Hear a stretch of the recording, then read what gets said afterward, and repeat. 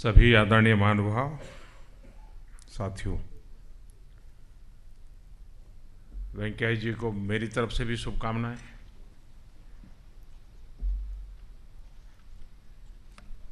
काफ़ी कुछ कहा गया है वेंकैया जी के लिए, इसलिए मैं कुछ नया जोड़ना नहीं चाहता हूं। और जो हमारे इस चुनाव में हमारी मदद कर रहे हैं, ऐसे सभी साथी दल के लोग भी आ गए हैं भोजन का कार्यक्रम के लिए, तो उनको भी ज़्यादा इंतज़ार कराना अच्छा नहीं लग रहा है। तो हमें इसको जल्दी पूरा करके निकल जाना चाहिए वहाँ सबके साथ।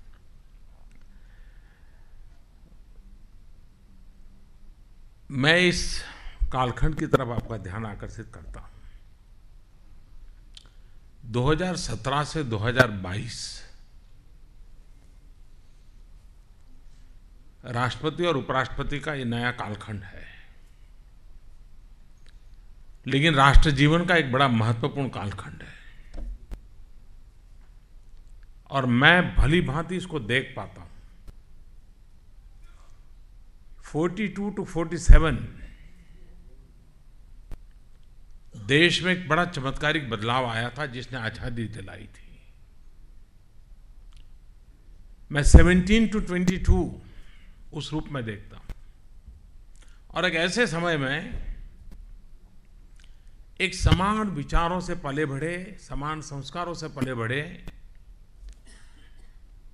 राष्ट्रपति हो, उपराष्ट्रपति हो, पार्लियामेंट के स्पीकर हो, या हम सब लोग जो हैं जिनको ये दायित्व मिला है, हम एक ही कुनबे के, एक ही परंपरा से पले बड़े लोग हैं। ऐसा अवसर आजादी के बाद शायद पहली बार आया है।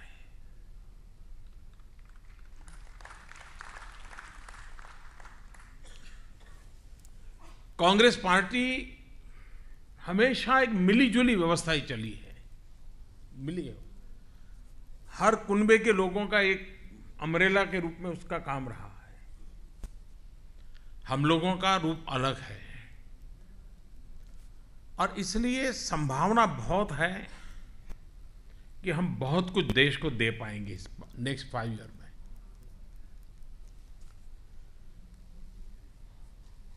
हमारे देश के संसद में की गतिविधियों की बड़ी आलोचना हो रही है।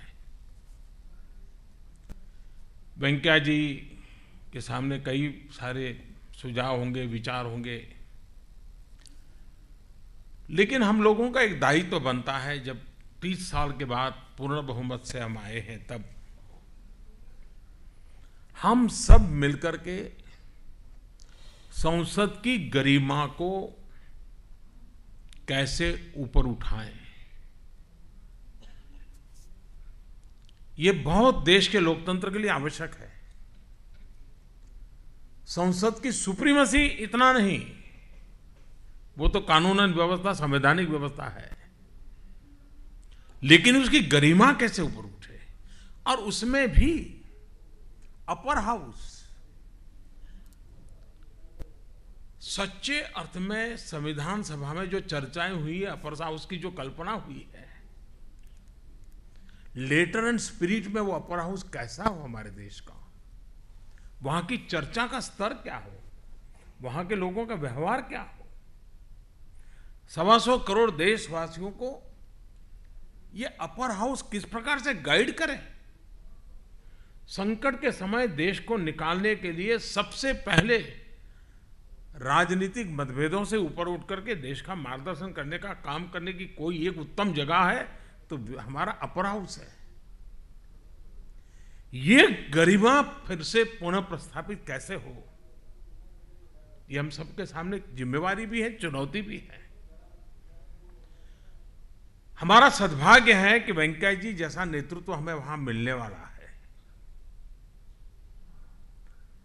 और अगर हम सचमुच में मीटिंग ऑफ द माइंड के साथ, क्लियर विजन के साथ, कमिटमेंट के साथ इस काम को करना है, ये तय कर लें, आप देश को कितना बड़ा एक ऐसी इंस्टीट्यूशन जिससे कभी कभी राजनीति के प्रति, राजनेताओं के प्रति एक निराशा का जो दौर आज पड़ता है कभी कभी देश में, जो देश का बहुत नुकसान करता है, उसमें से देश को बाहर निकालने की एक जगह है ये। और इसलिए मैं एजेंडा सेट नहीं कर रहा हूं कि वेंकैया जी को क्या करना है, लेकिन मैं देख रहा हूं कि दायित्व तो बहुत बड़ा है। लेकिन ये सफलता तब संभव होती है कि जिस प्रकार से हम कल बैलेट पेपर में एक खड़ी लाइन करेंगे, हम उसी मिजाज से उनके साथ 5 साल खड़े रहेंगे तो ये संभव होगा। यानी कल होने वाली लकीर वो सिर्फ कागजी लकीर नहीं है, कल होने वाली लकीर हमारे भीतर का एक संकल्प होगा कि हम वेंकैया के साथ ऐसे ही डट करके खड़े रहेंगे जैसे कि कल मतपत्र के अंदर लकीर करेंगे। ये अगर भाव लेकर के हम इस चुनाव में देश के एक बहुत बड़े दायित्व के लिए हम आगे बढ़ रहे हैं, इसको हम न भूलें। हम सिर्फ ये न सोचे, कभी कभी क्या होता है ये,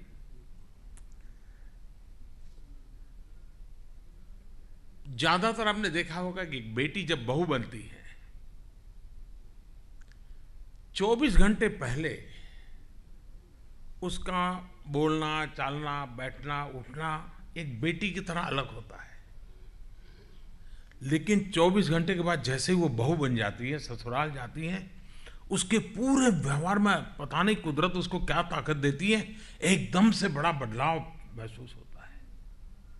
एक नई जिम्मेवारी के साथ हम लोग कभी संगठन में काम किए होंगे, आंदोलन किए होंगे, नारेबाजी की होगी, पुतले जलाए होंगे, लेकिन भूल जाते हैं कि अब वो नहीं रहा, कुछ और हो गए हैं।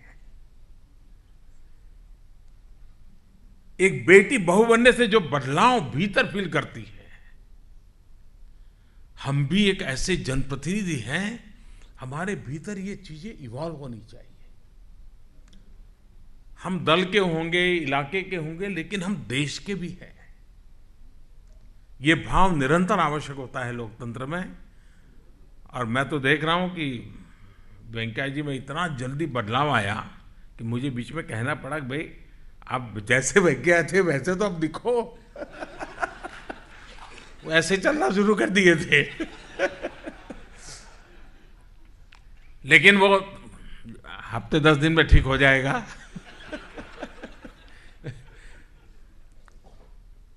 लेकिन हमारा क्या दायित्व है, ये हमारे बीच के रहे हैं। पहले हम लोगों को उनके साथ बात करने का जो तरीका रहा होगा, जो भी रहा होगा, लेकिन अब जो उनका पद आने वाला है, उस पद की गरिमा को बरकरार रखना, ये हम लोगों का ज्यादा दायित्व बनता है।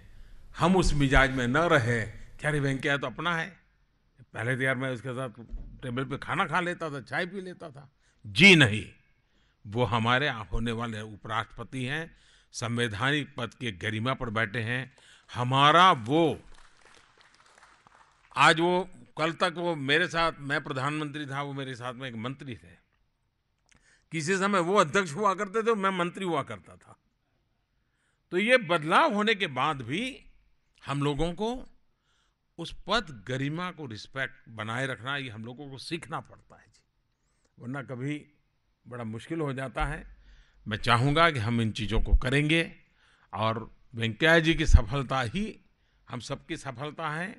देश की संसदीय व्यवस्था की गरिमा बढ़ाना समय की मांग है जी। बहुत बड़ी निराशा हो जाएगी देश को। सरकार सिर्फ अच्छे काम करे इतने से इनफ नहीं है। संसदीय व्यवस्था, संसदीय गरिमा, संसदीय आचरण, ये चीज़ों का बहुत महत्व है और इसमें वेंकैया जी की भूमिका बहुत बड़ा रोल प्ले करेगी, मुझे विश्वास है। हम इसको लेकर के आगे बढ़े। आपको सबको बहुत शुभकामनाएं, वेंकैया जी को बहुत शुभकामनाएं। और मैं उनको विश्वास दिलाता हूं कि सरकार के मुखिया के नाते, व्यक्तिगत रूप से मेरी तरफ से भी, आप भी मन से यही रखिए कि आप उपराष्ट्रपति हैं। ये आपको मन में लाना पड़ेगा। और उसी तरह हमें गाइड कीजिए, हम लोगों को संभालिए भी और चलाइए भी। धन्यवाद।